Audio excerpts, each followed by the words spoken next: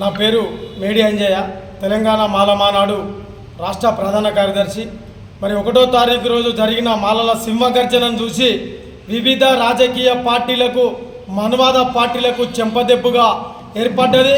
మాలలపై అనేకమైన మాటలు మాట్లాడే ప్రతి ఒక్క నాయకునికి మాలలు చైతన్యం అయితే ఏ రకంగా ఉంటుందో తెలియబడ్డది. కాబట్టి మాల వ్యతిరేకులారా, మా మీద ఇంకా అవాకులు చెవాకులు మాట్లాడే ముందు మీ స్థాయిని గుర్తించవలసిన అవసరం ఉంది. మరి మాలల గురించి అనేకమైన మాటలు మాట్లాడితే ఇట్లాంటి సభలు పెట్టడానికి మాలలు తక్కువ లేరు. వివేక్ వెంకటస్వామి మీద కానీ, మాల నాయకుల మీద కానీ, ఈ యొక్క మాల ప్రజాప్రతినిధి మీద మాటలు మాట్లాడితే మీ నాలుక స్థాయిని మందం ఉంపుకుంటే మీ నాలుక ఏ పరిస్థితుల్లో ఆలోచించవలసిన అవసరం ఉంది.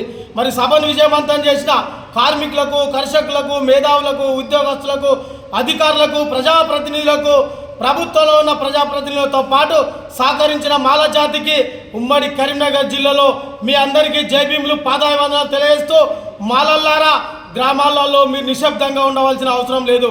మన జాతీయ స్థాయి నాయకులను కానీ, రాష్ట్ర నాయకులను కానీ, జిల్లా నాయకులను కానీ, ఏ పార్టీ అయినా ఎవరైనా తక్కువ చేసి మాట్లాడితే ఎవరిని వదిలిపెట్టే అవసరం లేదని తెలియజేస్తూ, మీరు ఎక్కడికక్కడ గ్రామాలలో, మండలాలలో, నియోజకవర్గాలలో, జిల్లాలలో ఖండనలు ఇవ్వాలి.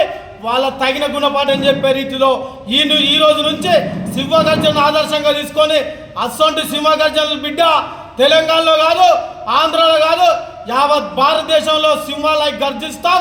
వివిధ రాజకీయ పార్టీలకు, మతతత్వ పార్టీ బీజేపీ సోదరులారా, మరి మేధావులారా, ఒక్కసారి సుప్రీంకోర్టు యొక్క తీర్పును ఉపసంహరించాలి. అదే రకంగా భారతదేశంలో ఉన్న బాబాసాహెబ్ అంబేద్కర్ రాసిన రాజ్యాంగాన్ని ఏమన్నా అది ఇది మాట్లాడుతూ రాజ్యాంగాన్ని తక్కువ చేసే పరిస్థితులు ఉంటే మీకు రానున్న కాలంలో మాలలు తగిన గుణపాఠం చెప్పి ఎస్సీ, ఎస్టీ, బీసీ మైనార్టీలను ఏకం చేస్తూ రాజ్యాధికారంగా లక్ష్యం పోతున్న సందర్భంలో మమ్మల్ని విభజించే పాలించే కుట్రలు మానుకోవాలని డిమాండ్ చేయడం జరుగుతుంది. జై భీమ్, జై మాల.